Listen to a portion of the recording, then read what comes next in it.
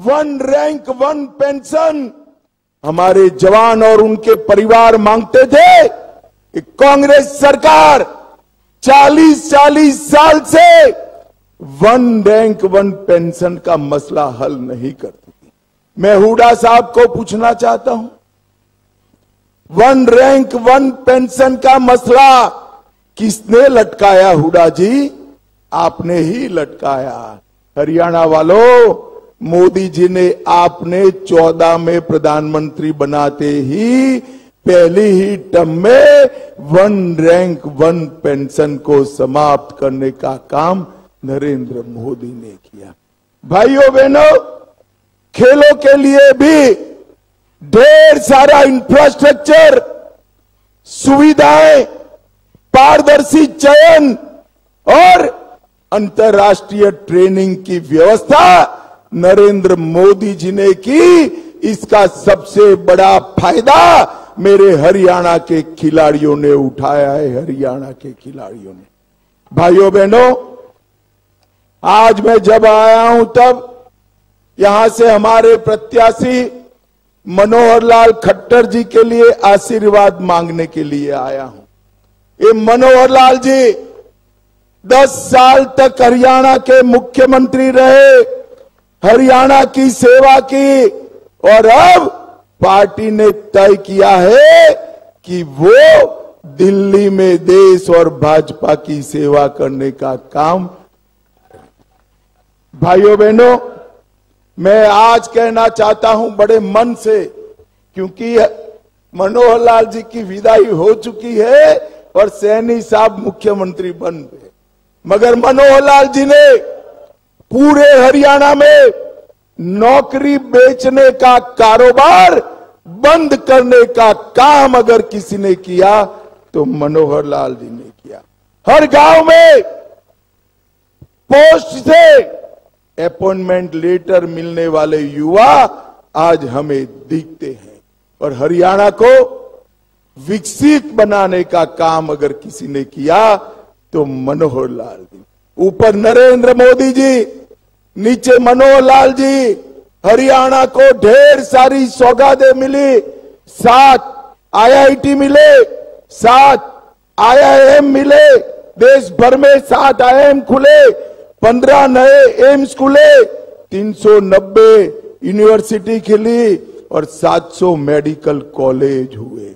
और यहां खट्टर जी ने 12 एक्सप्रेसवे दिए, 77 कॉलेज खोले, 13 यूनिवर्सिटियां दी, 8 मेडिकल कॉलेज खोले, 2 नए एयरपोर्ट दिए और 16 नए अस्पताल खोलने का काम मनोहर लाल खट्टर जी ने किया है।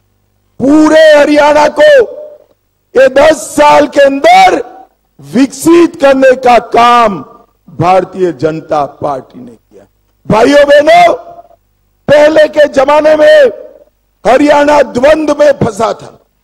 एक परिवार आता था तो भ्रष्टाचार परम सीमा पर पहुंच जाता था और दूसरा परिवार आता था तो भाई भतीजावाद और गुंडागर्दी हरियाणा में सीमा पार की होती थी। हमारे मनोहर जी ने भ्रष्टाचार भी समाप्त किया और भाई भतीजावाद भी समाप्त किया। भाइयों बहनों, पहले मुख्यमंत्री या तो रोहतक का होता था या सिरसा का होता था। पहली बार मुख्यमंत्री पूरे हरियाणा का मिला, पूरा हरियाणा का विकास करने का काम मनोहर लाल जी ने किया। भाइयों बहनों, सभी वर्गों की चिंता हुई, सभी जातियों की चिंता हुई और अब कमान हमारे युवा मुख्यमंत्री सैनी जी ने संभाली। मैं आपको विश्वास दिलाता हूं, सैनी जी देखने में बड़े सौम्य है, विनम्र भी है, परंतु जहां जनता की बात आती है, बड़ी से बड़ी लड़ाई लड़ने वाला ये हमारा सैनी है, भाई सैनी है। और करनाल वालों, मैं करनाल वालों को कहने आया हूं, आपका मुख्यमंत्री हमने ले लिया, परंतु आपको मुख्यमंत्री देने का काम भी हम ही कर रहे हैं। करनाल की सीट मुख्यमंत्री की थी और चुनाव के बाद मुख्यमंत्री की रहने वाली है। करनाल वालों, आपका विधायक ही मुख्यमंत्री बनने वाला है। हरियाणा में छठे फेज में चुनाव होने वाला है। आज 5वें फेज का चुनाव है। 4 फेज का चुनाव समाप्त हो गया है। आपको परिणाम जानना है क्या? जानना है तो सुन लो। 4 फेज में नरेंद्र मोदी जी 270 सीटें प्राप्त कर बहुमत प्राप्त कर चुके हैं और 5वें, 6ठे, 7वें ने 400 पार कराना है। और मैं आज कहता हूं इस साहजादों और दामादों वाली कांग्रेस को 40 सीट भी नहीं मिलने वाली है। 40 सीट भाइयों बहनों, कांग्रेस पार्टी के शाहजादे राहुल बाबा ने 24 के चुनावों की शुरुआत भारत जोड़ो यात्रा से की थी। मैं आज आपको कहकर जाता हूं, 4 जून के बाद राहुल बाबा को कांग्रेस ढूंढो यात्रा निकालनी पड़ेगी। कांग्रेस ढूंढो यात्रा दूरबीन लेकर भी कांग्रेस दिखने वाली नहीं है। 24 के चुनाव में सिरसा से लेकर सोनीपत तक, पंचकुला से पलवल तक और हर जगह मोदी जी का विकास का कमल खिलने वाला है। भाइयों बहनों, ये 10 साल में सबसे तेजी से विकास करने वाले राज्यों में से हमारा हरियाणा है। हरियाणा की आर्थिक विकास दर 8% है। जीएसटी सबसे ज्यादा प्रति व्यक्ति हरियाणा कलेक्ट करता है। ईज ऑफ डूइंग में हरियाणा टॉप पर है। 400 विश्व की फॉर्च्यून कंपनियों के कार्यालय अपने गुरुग्राम में बने हैं और खाद्यान्न देने में देश में हमारा दूसरा नंबर, दूध में तीसरा नंबर और सामाजिक सुरक्षा का पेंशन हरियाणा में पूरे देश में सबसे ज्यादा दिया जाता है।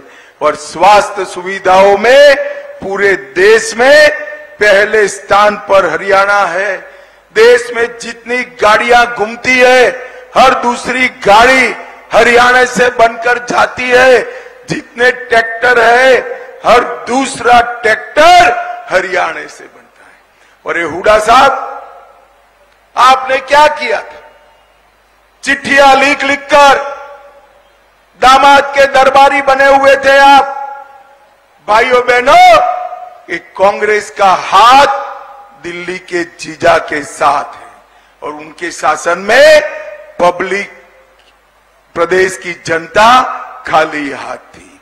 और मैं आज बताता हूं, नरेंद्र मोदी जी के प्रधानमंत्री बनने के बाद, हरियाणा में भाजपा सरकार बनने के बाद हर गरीब के पास पक्का मकान है, शौचालय है, गैस का सिलेंडर है, नल से जल है, किसान का कल्याण है और विकास का गुणगान भी यहां पर हो गया है। भाइयों बहनों, दरबारी, दामाद और डीडल्स की ये सरकार थी, इसकी जगह लोक कल्याण की सरकार नरेंद्र मोदी जी लाए हैं। मुझे बताओ हिसार वालों, अयोध्या में राम मंदिर बनना चाहिए था या नहीं बनना चाहिए था? अरे जोर से बोलो जरा, बनना चाहिए था या नहीं बनना चाहिए था? 70 साल तक ये कांग्रेस पार्टी राम मंदिर को अटका कर रखी, लटका कर रखी, भटका कर रखी।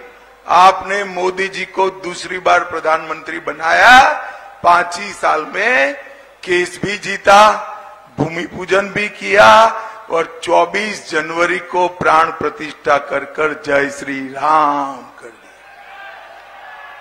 और माताओं, भाइयों, बहनों, जब ये प्राण प्रतिष्ठा का निमंत्रण राहुल बाबा, सोनिया गांधी और प्रियंका गांधी को दिया गया, वो प्राण प्रतिष्ठा में नहीं गए।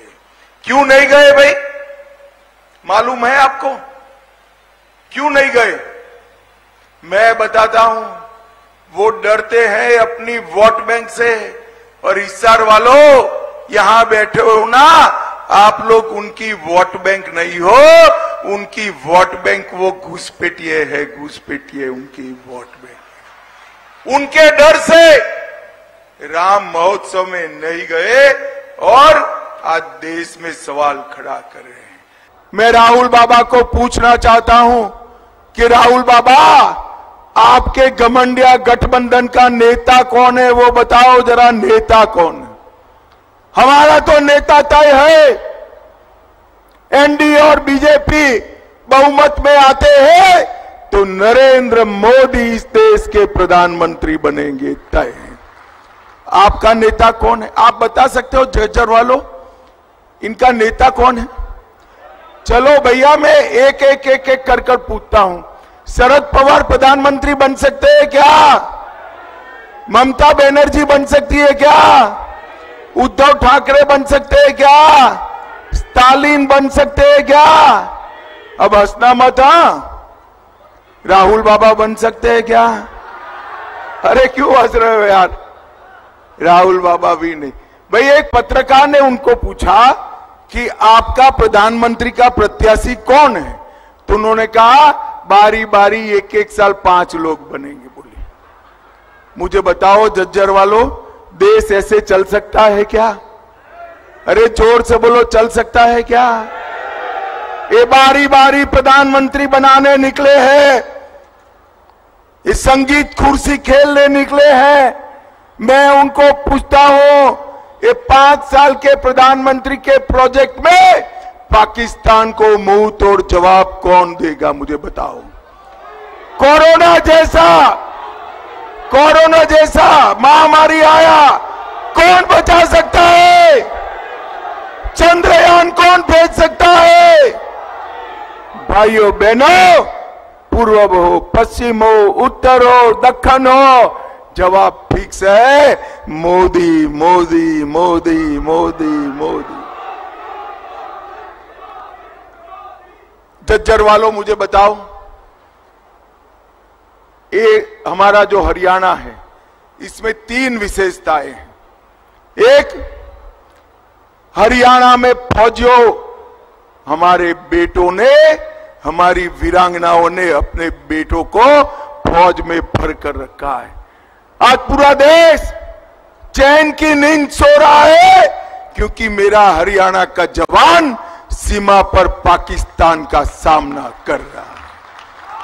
दूसरा, खेल कहां पर भी खेला जाए, नेशनल खेला जाए, इंटरनेशनल खेला जाए, देश को अगर मेडल मिलता है तो हर तीसरा मेडल लाने वाला मेरा हरियाणा का धाकड़ होता है, धाकड़ होता है। और तीसरा, देश आज अनाज के क्षेत्र में आत्मनिर्भर है, तो इसका कारण हरियाणा का मेरा किसान है, किसान है। भाइयों बहनों, ये तीनों क्षेत्रों में कांग्रेस ने क्या किया?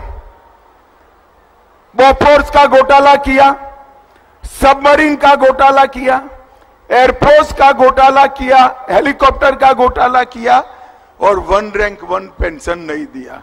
मोदी जी ने 14 में प्रधानमंत्री बनने के साथ ही 1 रैंक 1 पेंशन देकर हमारे सेना के जवानों को 1,20,000 करोड़ दिया। मोदी जी ने खेल का बजट 3 गुना किया, स्टेडियम बनाए, इंटरनेशनल कोचेस लाए, मानदंड खिलाड़ियों का बढ़ाया, पारदर्शी सिलेक्शन किया, और इसके कारण आज हम खेलों में दुनिया में छाए हुए हैं। और याद रखना युवाओं, 36 का ओलंपिक भारत में होने वाला है, भारत में। और मोदी जी ने एमएसपी पर लगभग 12 लाख करोड़ रुपया, ये कांग्रेस पार्टी 10 साल में 12 लाख करोड़ का गेहूं धान खरीदी थी। कितना क्या खरीदी थी भाई बोलो तो? 12 लाख करोड़। कितना? और नरेंद्र मोदी जी ने 10 साल में 1,20,000 करोड़ का धान खरीदने का काम। भाइयों बहनों, इस सोनिया जी अपने बेटे को पीएम बनाना चाहती है और हुड्डा जी अपने बेटे को सीएम बनाना चाहते हैं। अब जो बेटों के लिए काम करे वो झज्जर के युवाओं के लिए काम कर सकता है क्या? जोर से बोलो, कर सकता है क्या? झज्जर के युवाओं के साथ केवल और केवल झज्जर के युवाओं के लिए नरेंद्र मोदी काम कर सकते हैं। नरेंद्र मोदी। मैं आज इस झज्जर की भूमि पर कहकर जाता हूं, पाक ऑक्यूपाई कश्मीर भारत का है, रहेगा और उसको हम लेकर रहेंगे, हमें कोई नहीं रोक सकता। बहन और भाइयों, मोदी जी ने 10 वर्ष में देश की तस्वीर और तकदीर को बदल करके रख दिया है। आज कोई भी भारत पर गौरव की अनुभूति करता है। दुनिया में कोई संकट आता है, मोदी जी संकट मोचक के रूप में माने जाते हैं। उस समस्या का समाधान मोदी जी के पास है। भारत के अंदर इन समस्याओं का समाधान होता है। और अब तो मैं ये भी देखता हूं, पहले जब आतंकी विस्फोट होते थे, जगह जगह विस्फोट होते थे, निर्दोष भारतीय मारे जाते थे। कभी मुंबई का विस्फोट, कभी दिल्ली का विस्फोट, कभी राम जन्मभूमि पर आतंकी हमला, कभी काशी में संकट मोचन पर आतंकी हमला, कभी भोपाल का विस्फोट, कभी बेंगलोर का विस्फोट। मैं सांसद था और इसको संसद में मुद्दे को उठाते थे तो तत्कालीन कांग्रेस की सरकार क्या कहती थी? कहती थी कि आतंकवाद तो सीमा पार से है। और आज आतंकवाद का समाधान भी हुआ। अब तो पटाखा भी जोर से फट जाए ना तो पाकिस्तान पहले सफाई देता है, कहता मेरा हाथ नहीं है, मैंने इसमें कुछ नहीं किया है, क्योंकि उसे मालूम है ये नया भारत है, छेड़ता नहीं है, लेकिन कोई छेड़ता है तो छोड़ता भी नहीं है। और इसीलिए पाकिस्तान पहले सफाई दे देता है। दम होनी चाहिए और दम आज मोदी जी के नेतृत्व में भाजपा की सरकार ने दिखाने का काम किया है। और इसलिए बहनों और भाइयों, आज हम आपके पास आए हैं कहने के लिए, आज आप देख रहे होंगे 10 वर्ष में मोदी जी के नेतृत्व में कितना बेहतरीन विकास देश के अंदर हुआ। 4 लेन की कनेक्टिविटी। आज से 12 वर्ष पहले मैं दिल्ली से चंडीगढ़ आया था बाई रोड, मुझे 10 घंटे लगे थे। और बहनों और भाइयों, आज के दिन पर हम 3 से 3.5 घंटे के अंदर दिल्ली से चंडीगढ़ आ सकते हैं। ये दूरी कम की है मोदी जी ने। ट्रेन में वंदे भारत, अमृत भारत और अमृत नमो Bharat train, world class train की सुविधा आज मिल रही है। मेट्रो की सुविधा मिल रही है। IIT, IIM, AIIMS, IIIT, NIT और वर्ल्ड क्लास यूनिवर्सिटी बन रही है। हर घर नल और नल में जल, ये भी RO का जल। ये काम भी मोदी जी के द्वारा पूरे देश के अंदर किया जा रहा है। बहनों और भाइयों, विकास भी है। याद करिए कांग्रेस की सरकार के समय गरीब भूख से मरता था, गरीबों को राशन नहीं मिलता था। और मोदी जी देश के अंदर 80 करोड़ लोगों को फ्री में राशन दे रहे हैं। और राशन की सुविधा भी ऐसी कि हमारे यूपी और बिहार का भाई तो कोई होगा, अगर कार्ड यूपी में है या बिहार में है, राशन चंडीगढ़ में ले सकता है। 1 नेशन 1 राशन कार्ड की व्यवस्था यदि मोदी जी ने दी। आयुष्मान भारत का कार्ड 60 करोड़ लोगों को दे दिया गया है और 5 लाख रुपए तक का उपचार वे कहीं भी करा सकते हैं।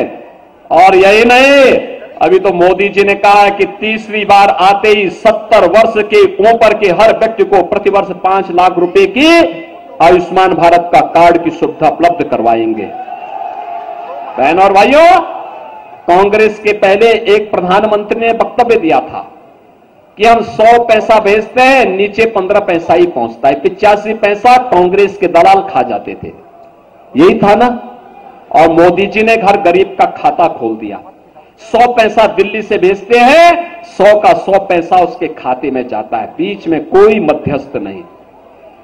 का सुशासन की यह सबसे अच्छी, सबसे सटीक उदाहरण है। पैसा आपके खाते में जा रहा है। किसान कांग्रेस के समय आत्महत्या करता था, आज 12 करोड़ किसानों को किसान सम्मान निधि का लाभ प्राप्त हो रहा है। 12 करोड़ घरों में शौचालय का निर्माण हो गया है। 10 करोड़ घरों में उज्ज्वला योजना का सिलेंडर पहुंच गया है। और बहनों और भाइयों, 4 करोड़ गरीबों के घर बन गए हैं। और मोदी जी ने कहा कि इस बार आएंगे, आते ही शेष बचे हुए परिवारों को भी एक एक आवास उपलब्ध करवाने का काम करेंगे।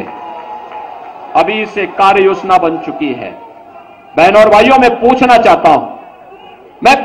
चाहता हूं कि मोदी जी ने एक लंबी फेरस्त है लोक कल्याण की, गरीबों के लिए, वंचितों के लिए, दलितों के लिए, समाज के विभिन्न तबके के लिए उन्होंने काम किया। क्या किसी की जाति, किसी का मत, किसी का मजहब, किसी के क्षेत्र या किसी भाषा को देखा? नहीं। उनका तो मंत्र था सबका साथ और सबका विकास। इंडी गठबंधन के लिए चुनाव सत्ता प्राप्त का एक माध्यम है। और सत्ता प्राप्त किसके लिए? प्राप्ति किसके लिए है? मुझे बोलने में कोई संकोच नहीं बहनों और भाइयों। ये इंडी गठबंधन से जुड़े हुए जितने भी घटक हैं, इन सबके कारनामों को आप जानते हैं।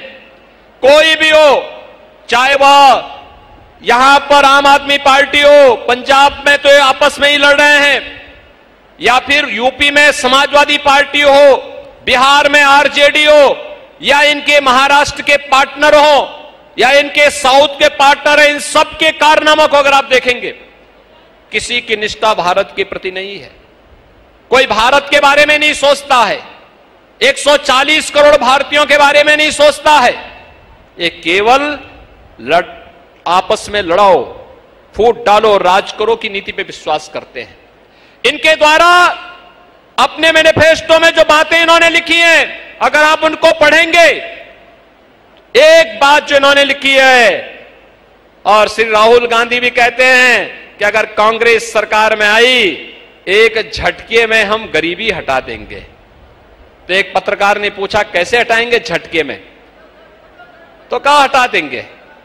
यानी दादी जो नारा देती थी, पोता भी 54 वर्ष के बाद वही नारा दे रहा। 1970 में श्रीमती इंदिरा गांधी जी ने कहा था, गरीबी हटाओ का नारा दिया था, पोता भी कहता है। फिर उससे पूछा गया नहीं बताओ, तो उन्होंने कहा कि हम संपत्ति का सर्वे करवाएंगे और फिर उस पर एक वरासत टैक्स लगा देंगे। वरासत टैक्स आपने सेम पेत्रोदा का बयान पढ़ा ही होगा कि आपके बाप दादों की, आपके ग्रैंडफादर की, आपकी फादर की जो लैंड होगी, जो प्रॉपर्टी है, चल अचल संपत्ति होगी, उसमें से आधा ये कब्जा करके और फिर उस प्रॉपर्टी को किसको दे देंगे?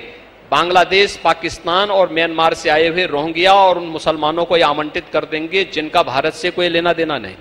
देखो, एक तरफ ये लोग सीएए का विरोध करते हैं, सिटीजनशिप अमेंडमेंट एक्ट का विरोध करते हैं, जिसमें पाकिस्तान, अफगानिस्तान और बांग्लादेश में जो हिंदू, जो सिख, जो बौद्ध, जो जैनी, जो पारसी प्रताड़ित है, पीड़ित है, भारत में शरण लिया हुआ है, उसको नागरिकता दी जा रही है। तो कांग्रेस के लोग विरोध कर रहे हैं, आम आदमी पार्टी विरोध कर रही है, कह रही है कि हम सत्ता में आएंगे इसको समाप्त कर देंगे। और दूसरी तरफ आपकी प्रॉपर्टी पर इनकी नजर अब जा चुकी है। यानी इनके अंदर एक आत्मा घुस गई है। आपने मुगल काल के सबसे क्रूर बादशाह औरंगजेब का नाम सुना होगा। औरंगजेब का नाम सुना है? कोई मुसलमान भी अपने पुत्र का नाम औरंगजेब नहीं रखता, क्योंकि औरंगजेब ने सबसे पहले अपने भाई की हत्या की और फिर अपने बाप को जेल के अंदर डाल करके पानी के लिए तरसाया था। एक बूंद पानी के लिए नहीं, एक उसको मटकी में पानी मिलता था, छोटी सी मटकी में पानी मिलता था सांझा को, और उसको 24 घंटे उसी मटकी के पानी से काम चलाना होता था। और तब शाहजहां ने कहा आप जाइए खुदा बख्त लाइब्रेरी पटना में, वहां पढ़िए शाहजहां की जीवनी के बारे में। शाहजहां ने अंतिम समय में क्या कहा था औरंगजेब को कोसा था, कहा था कि तुझसे कमबख्त, तुझसे तो अच्छा ये हिंदू है कि जीते जी अपने पूर्वजों को सम्मान देता है और मरने के बाद श्राद्ध कर्म करके तर्पण देने का काम भी करता है। और बहनों और भाइयों, इसलिए कोई मुसलमान भी अपने पुत्र का नाम औरंगजेब नहीं रखता, लेकिन मैं कह सकता हूं ये विरासत टैक्स कांग्रेस का, ये औरंगजेब का जजिया कर है, जजिया कर। और जजिया कर लगाता था, वह बोलता था या तो जजिया कर दो और नहीं तो मुसलमान बनो। बहनों और भाइयों, हमें औरंगजेब की आत्मा को स्वतंत्र भारत में जीवित नहीं होने देना है। जीवित होने देंगे क्या? क्या औरंगजेब को जीवित होने देंगे क्या? तो फिर कांग्रेस और आम आदमी पार्टी के गठबंधन को परास्त करिए। सहमत है? सहमत है? सहमत है? और इसके लिए मैं आपके पास कुरुक्षेत्र में आया हूं। ये तो धर्म भूमि है, धर्म भूमि में अनर्थ नहीं होना चाहिए। सहमत है ना? चुनाव के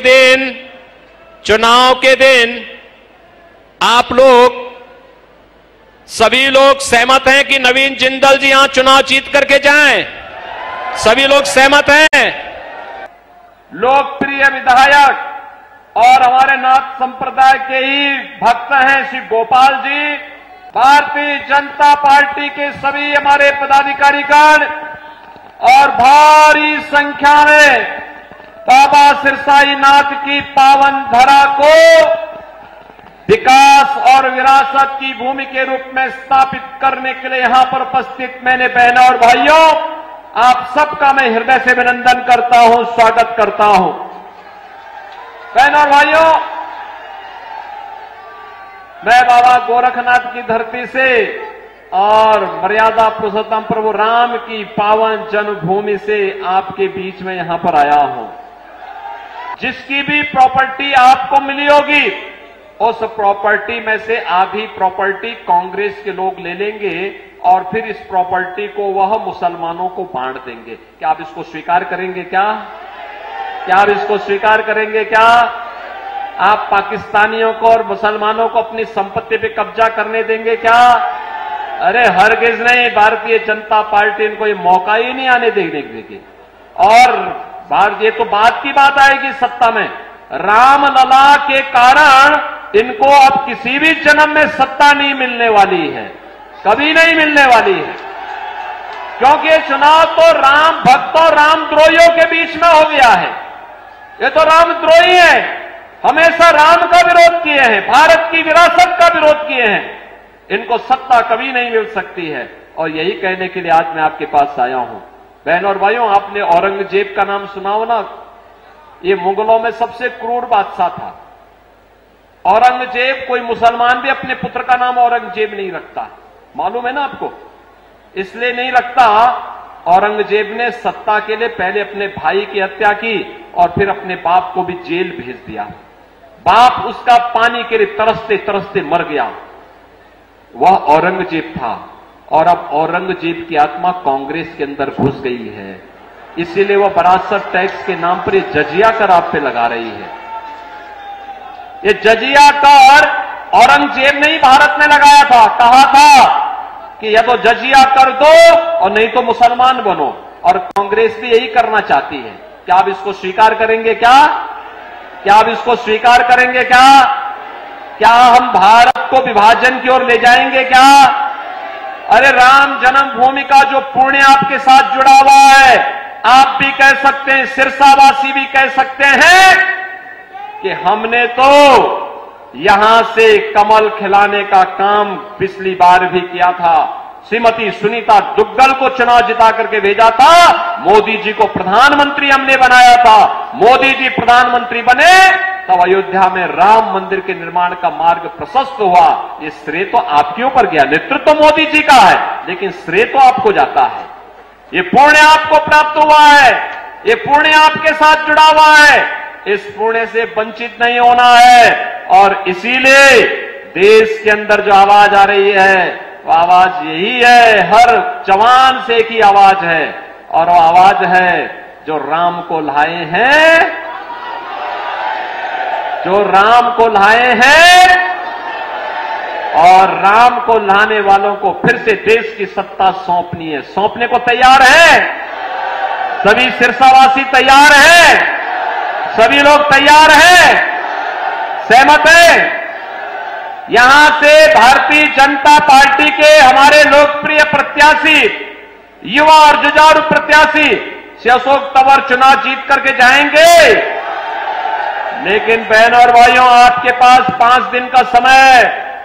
इन 5 दिनों में मोदी जी का संदेश घर घर पहुंचाएंगे। यह काम है। पहले मुझे बताओ, कितने लोग हैं जो कमल खिलाने के लिए अपने आप को 5 दिन का समय देंगे? भाई, पूरा सिरसा ही तैयार है। अब इसमें मेरी बात सुनो, 2 काम करना है।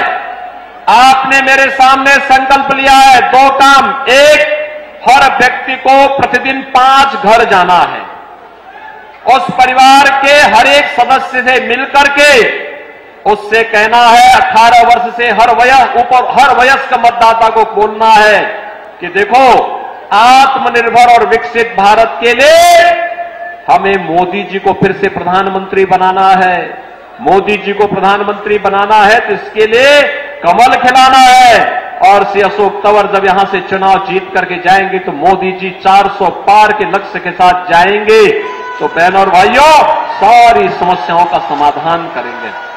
जाएंगे 5 दिन में 25 घर, और चुनाव के दिन उन 25 घरों को मतदान भी कराना है। कराएंगे? सहमत हैं? सभी लोग सहमत हैं? सुविधाएं, पारदर्शी चयन और अंतर्राष्ट्रीय ट्रेनिंग की व्यवस्था नरेंद्र मोदी जी ने की। इसका सबसे बड़ा फायदा मेरे हरियाणा के खिलाड़ियों ने उठाया।